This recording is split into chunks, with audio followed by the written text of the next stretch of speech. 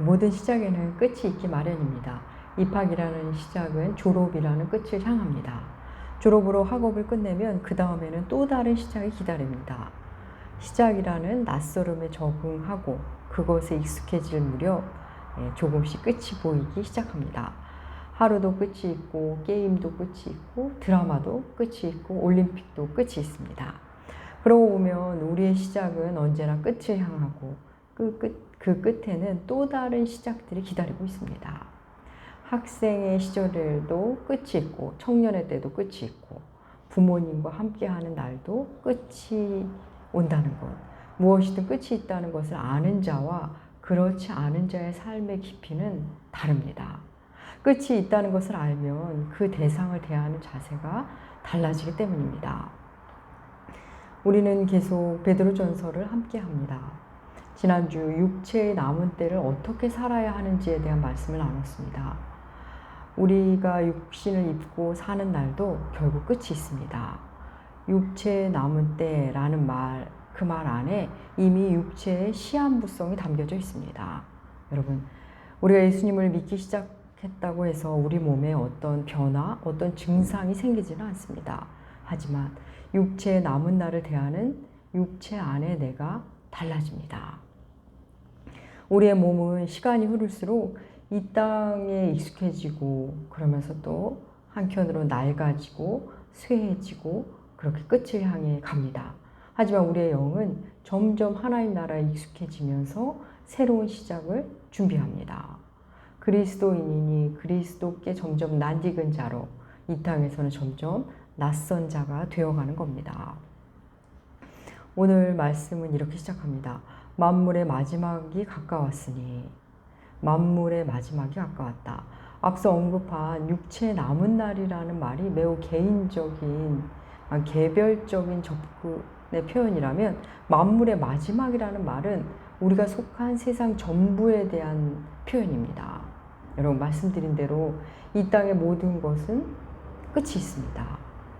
성경에 흐르는 큰 줄기가 몇 개 있는데 너희 인류는 결국 끝이 있다. 만물의 끝이 있다는 메시지도 그 큰 줄기 중에 하나입니다. 우리가 요즘 읽고 있는 이사야서도 그렇죠. 너희 눈에 대단해 보이는 강대국도 끝이 있다. 너희가 그렇게 의지하는 강한 것들 결국 심판받고 멸망당한다. 그리 말씀하지 않습니까? 하나님의 말씀은 이미 역사 속에서 다 드러났습니다. 하나님은 성경을 통해 역사를 통해 계속 말씀하십니다. 나 외에는 모두 끝이 있다. 결국 끝이 난다. 그렇습니다.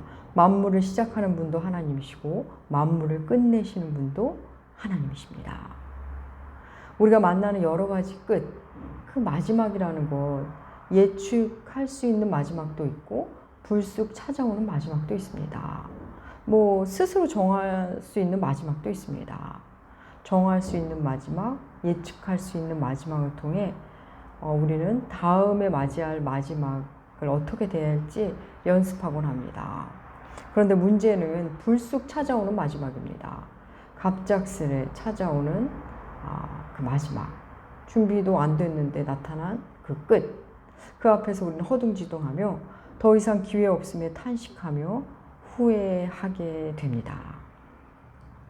베드로 사도는 만물의 마지막이 가까웠으니 너희는 이렇게 살아라 하면서 크게 세 가지를 말씀하십니다. 기도하라, 사랑하라, 봉사하라. 만물의 마지막이 가까울수록 우리가 해야 하는 일, 그 첫 번째는 기도입니다. 우리 오늘 본문 7절 말씀 함께 읽어볼까요? 베드로전서 4장 7절 말씀, 우리 하나님의 말씀 함께 읽겠습니다. 만물의 마지막이 가까웠으니 그러므로 너희는 정신을 차리고 근신하여 기도하라. 정신 차리고 근신하여 기도하라. 마지막이 다가왔다는 것을 알기 시작하면, 안다면, 그러면 제일 먼저 해야 할 일, 하나님이 정한 그 끝이 다가오는 것을 안다면 제일 먼저 하게 되는 일, 해야 할 일은 여러분 기도입니다. 마지막에 가까움을 느꼈을 때 드리는 기도, 과연 어떤 기도일까요? 대충 건성으로, 형식적으로 하는 그런 기도는 아닙니다. 이제 얼마 남지 않은 시간을 어떻게 살아가야 할까요? 하며 하나님 앞에서 묻는 물음의 기도가 될 것입니다. 여러분, 정신을 차리면 대부분 차분해집니다. 잠시 멈춥니다. 그리고는 이제 어떻게 하지? 무엇부터 하지? 하고 생각하게 됩니다. 여러분 드라마 같은 데서 어떤 당황스러운 일로 허둥지둥하다 이랬다 저랬다 오락가락하는 사람이 있으면 그 사람과 가까운 사람이 따귀를 때리며 정신 차리라고 하는 장면을 볼 때가 있습니다. 그러면 그 따귀 맞은 사람이 자기를 때린 사람과 싸우지 않고 가만히 있습니다. 그리고는 생각합니다. 우리의 내면도 그렇습니다. 만물의 마지막이 가까웠다는 것을 아는 것, 그것을 실감하는 일은 마치 따귀 맞은 일과 같은 겁니다. 인정받고 사랑받기 위해 애쓰는 일, 또 세상을 원망하고 다른 사람을 탓하는 일을 그치게 됩니다. 정신을 차리면 그런 일을 그칩니다. 그리고는 이제 나는 어떻게 살아야 하는가를 생각하기 시작합니다. 아주 진지하게 사유하며 현실을 직시하는 그 고통 가운데 서게 됩니다. 이제 얼마 안 남았구나, 기회가 별로 없구나 인식하는 겁니다. 그러면 진짜 그전과는 다른 진짜 기도를 시작합니다. 그 기도는 하나님께 묻는 기도, 그러니까 듣는 기도가 됩니다. 그동안 하나님의 생각에는 관심도 없이 자기 생각만 다 쏟아놓고 자리에서 일어나던 그런 기도, 그런 기도만 하는 사람도, 또 마치 천년만년 살 것처럼 소유에만 집착하던 그런 기도만 올려드리던 사람도, 또 오직 자기만 옳은 양 하나님께 일시키듯이 기도하던 사람도 이제 하나님께 묻습니다. 하나님, 저 어떡하죠? 하나님, 이제 저는 어떻게 살아야 합니까? 기도하는 이는 언제나 그렇듯 사랑하라는 말씀을 듣게 됩니다. 오늘 본문 8절 읽어볼까요? 베드로전서 4장 8절 하나님의 말씀 함께 읽겠습니다. 무엇보다도 뜨겁게 서로 사랑할지니 사랑은 허다한 죄를 덮느니라. 아멘. 무엇보다도, 그러니까 다른 일에 앞서 가장 먼저 할 일은 사랑입니다. 서로 사랑. 여러분, 성경은 교회에게 주시는 말씀이기 때문에 서로 사랑입니다. 먼저 사랑하는 누군가를 통해 결국은 서로 사랑하게 되는 곳이 교회입니다. 무엇보다도 뜨겁게 서로 사랑할지니 사랑은 허다한 죄를 덮느니라. 여기서 허다한 죄를 덮는다는 말은 용서하라는 말씀이긴 하지만 그냥 모든 것을 덮어줘라는 말씀은 아닙니다. 물론 말없이 덮어주는 사람이 필요할 때 많습니다. 굳이 말하지 않아도 되는 어떤 일 앞에서는 그냥 말 없이 덮어주는 것, 더 이상 언급하지 않고 사랑해야 하는 때, 물론 그럴 때 우리 많죠, 일상 속에서. 그런데 여기서 덮는다는 단어는 속죄의 과정을 연상케 하는 단어입니다. 제물의 피가 죄인의 죄를 덮는 것 같은 이미지입니다. 주의 보혈이 우리를 덮는 것을 연상하시면 그 의미를 이해하시는 데 도움이 되실 겁니다. 사랑하는 여러분, 죄에 대한 하나님의 첫 번째 반응은 여러분 진노입니다. 십자가는 하나님의 사랑의 현장인 동시에 하나님의 진노의 현장입니다. 죄를 미워하는 하나님이신데 그 죄를 지은 존재에 대한 사랑이 멈춰지지가 않는 겁니다. 마치 이런 겁니다. 거짓말을 너무 싫어하는 도덕적 부모님인데 내 아이가 그 거짓말을 한 겁니다. 너무 화가 나지만 아이는 너무도 사랑합니다. 거짓에 대한 진노와 자기가 지키고자 했던 어떤 뜻, 정의감, 그리고 아이에 대한 사랑이 뒤섞여서 부모는 너무나 큰 고통을 느끼게 됩니다. 아이는 자기가 뭘 잘못했는지도 모르고 이게 그렇게 큰 잘못인가 생각하는 선에 머무는데 부모의 마음은 극심한 고통 속으로 들어갑니다. 여러분, 이게 죄범한 우리를 바라보는 하나님의 시선입니다. 사랑과 공의라는 하나님의 속성이 십자가라는 극심한 고통을 스스로 선택하게 한 겁니다. 사랑하는 여러분, 그 하나님의 사랑을 아는 이들, 그 하나님의 영이 그 안에 있는 사람들은 이제 죄에 대한 반응을 하나님을 닮아가기 시작합니다. 악에 대해, 죄에 대해 극렬한 분노를 느끼는 동시에 사람에 대해서는 가슴 아픈 사랑이 함께 올라옵니다. 그 두 가지가 함께 작동되는 겁니다. 그래서 죄를 범한 형제를 대할 때 한편으로는 진리를, 또 한편으로는 은혜를. 그래서 아픔과 사랑으로 동시에 반응하게 되는 겁니다. 사랑하는 여러분, 예수 그리스도는 우리의 죄를 덮기 위해 죄물이 되셨습니다.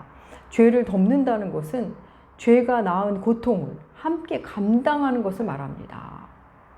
가족 중에 누군가가 큰 잘못을 했을 때, 교우 중 누군가의 잘못으로 교회가 피해를 입었을 때, 그 잘못을 가족들이, 교우가 함께 고통하면서 함께 지는 겁니다.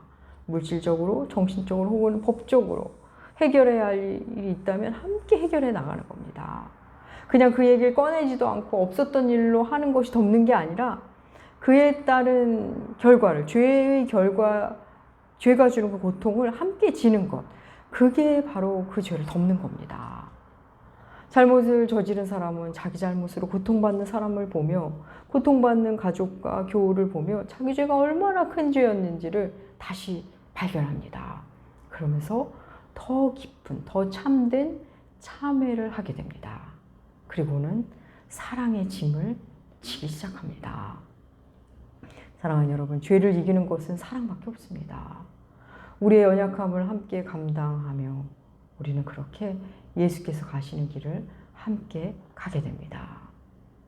사랑하는 여러분, 우리는 어쩌면 사랑하기를 너무 쉽게 포기하는 것은 아닌가 싶습니다. 내 의견과 좀 다르다고, 날 인정해주지 않는다고 잡았던 손을 너무 쉽게 뿌리치는 것은 아닌가 싶습니다.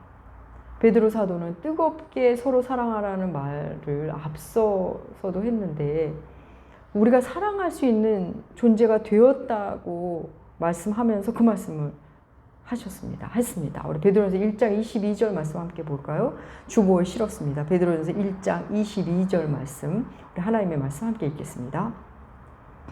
너희가 진리를 순종함으로 너희 영혼을 깨끗하게 하여 거짓이 없이 형제를 사랑하기에 이르렀으니 마음으로 뜨겁게 서로 사랑하라. 아멘. 진리에 순종하는 자, 사랑할 수 있게 되었다고 말씀하십니다. 여러분, 말씀이 그렇다면 분명 그런 겁니다. 진리에 순종하면, 진리를 사랑하면, 예수를 사랑하면 우리는 뜨겁게 서로 사랑할 수 있습니다. 무엇보다도 뜨겁게 서로 사랑하라. 이 말씀은 무엇보다도 사랑을 선택하라는 말씀입니다. 실리를, 효율을 선택하는 것이 아니라 사랑을 선택하라. 사랑을 선택하면 그 다음 무슨 말을 해야 할지, 어떻게 해야 할지가 보이기 시작합니다. 그런데 여러분, 우리는 같은 예수를 믿는데, 같은 성경을 읽는데 누구는 사랑을 선택하고 누구는 미움을 선택하고 또 누구는 무관심을 선택하는 것일까요? 도대체 사랑을 선택하는 사람들은 사랑을 선택하는 힘이 어디서 나오는 걸까요? 여러분, 내가 받은 하나님의 사랑을 아는 만큼, 내 영혼이 주의 사랑을 담아낸 만큼 우리는 사랑을 선택할 수 있습니다. 우리는 예수의 십자가 없이는 자기중심적 사랑, 참된 의미의 사랑이라고 하기는 어렵지만 어쨌든 그런 이기적인 사랑밖에 하지 못합니다.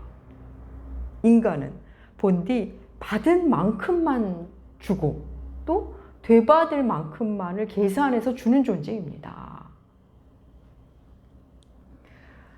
그럼 어떤 사람이 예수 십자가의 사랑을 깊이 만나고 경험하는 걸까요? 여러분, 자신이 죄인임을 아는 만큼 만나고 경험합니다. 나에게 예수가 얼마나 필요한지 아는 만큼 예수를, 말씀을 갈급하게 됩니다. 예수의 사랑을 아는 만큼 우리는 사랑을 할 수 있습니다. 그래서 믿음이 좋다는 것은 결국 잘 사랑하는 것을 말합니다. 잘 사랑하는 사람이 믿음이 좋은 사람입니다. 여러분, 이런 말이 있습니다. 사랑하라, 한 번도 상처받지 않은 것처럼. 알프레드 디수지라는 사람이 식구입니다. 여러분 듣기만 해도 찌릿찌릿하지 않습니까? 사랑하라 한 번도 상처받지 않은 것처럼. 예, 사랑에는 상처가 뒤따릅니다. 사랑한다는 건 상처받기로 결정하는 겁니다. 사랑 때문에 상처 입은 사람은 다시 사랑을 선택하기에 자리에서 쭈뼛쭈뼛 하게 됩니다. 또 상처받을까 봐 두려운 거죠. 여러분 사랑하지 않으면 사실 상처받지도 않습니다. 우리가 배우자에게 상처를 많이 받는 이유는 배우자를 사랑하기 때문입니다. 사랑 여러분, 이 세상에서 사랑 때문에 가장 상처를 많이 받으신 분 바로 예수 그리스도 아닙니까? 우리는 그분을 따르는 사람들 아닙니까? 예수의 영으로 가득 차면 우리도 사랑을 선택하며 뜨겁게 사랑하게 됩니다. 이어지는 9절과 10절 함께 읽을까요? 오늘 본문 베드로전서 4장 9절과 10절 함께 읽겠습니다. 서로 대접하기를 원망 없이 하고 각각 은사를 받은 대로 하나님의 여러 가지 은혜를 맡은 선한 청지기같이 서로 봉사하라. 아멘. 환대하고 섬기고 대접하는 것 그리스도인의 문화입니다. 그런데 대접하면서 원망으로 한다면 대접받는 이의 마음이 어떨까요? 사실 원망하면서 대접하면 어쩌면 안 하니만 못할 수도 있습니다. 근데 우리는 왜 대접하면서 원망을 하게 되는 걸까? 언제 대접하면서 원망을 할까요? 실제 자신이 감당할 수 있는 것보다 과하게 대접을 하면 원망이 생기기 마련입니다. 그러면 왜 우리는 또 과하게 자꾸 대접을 하려는 걸까요? 여러분, 우리는 대접하는 중에도 대접받고 싶은 마음, 인정받고 싶은 마음이 작동됩니다. 나는 이 정도는 대접하는 사람이에요. 안 하면 안 했지 이 정도로는 대접한답니다. 저 대단하죠? 예, 그렇습니다. 우리는 누군가를 대접하는 중에도 대접받고 싶어하고 인정받고 싶어합니다. 제가 존경하는 목사님께서 이런 말씀을 하셨습니다. 결혼을 하고 신혼 때였겠죠. 가정에서 성경 공부를 하느라 사람들이 집에 자주 오셨답니다. 아내가 너무 부담스러워 하시더랍니다. 당연히 그랬겠죠. 목사님이 아내에게 이렇게 말씀하셨답니다. 저는 우리 집에 한 번만 오고 말 사람이 우리 집에 오는 것을 원하지 않습니다. 오고 또 올 사람. 오면 힘들게 대접해야 하는 사람이 아니라 가족같이 편한 사람이 우리 집에 오는 걸 원합니다. 그러니 편안히 맞이합시다. 앞으로 제가 10,000원으로 손님을 맞이할 테니 걱정하지 마세요. 그렇게 말씀하시고는 자신이 라면도 사고 계란도 사고 약간의 간식도 사고 그렇게 준비를 하셨답니다. 그러고 나니 집에 오시는 분들도 부담 없이 오고 자신들이 먹을 걸 준비해서도 오고 사모님 역시 그 후로는 편히 손님을 맞이하셨답니다. 여러분, 성의 없이 대접하라는 말씀이 아닙니다. 있는 그대로, 자기 모습 그대로 그 안에서 정성스레 하면 됩니다. 사랑하는 여러분, 우리의 대접과 환대에는 원망이 없어야 합니다. 서로가 서로에게 그래야 합니다. 대접하는 이도 자신이 기쁘게 할 수 있는 선에서 정성껏 해야 하는 것이고 대접받는 이들도 그 대접을 판단하고 정죄하는 일이 없어야 합니다. 어느새 교회가 너무도 화려하게 너무 좋은 것으로 치장하기 시작했습니다. 보이는 건 대단한데 그 안에 들어가 보면 원망과 불평, 불만이 많습니다. 지금은 어쩔 수 없이 하지만 다시는 안 하겠다는 분들이 많습니다. 외부인들을 과도히 대접하느라 교우들이 지쳐 있습니다. 과도하게 좋은 거 내놓느라 돈이 자꾸 필요합니다. 뭔가 본질을 놓치고 있는 겁니다. 이어 우리에게 받은 은사대로 선한 청지기로 봉사하라 말씀하십니다. 여러분, 청지기가 뭡니까?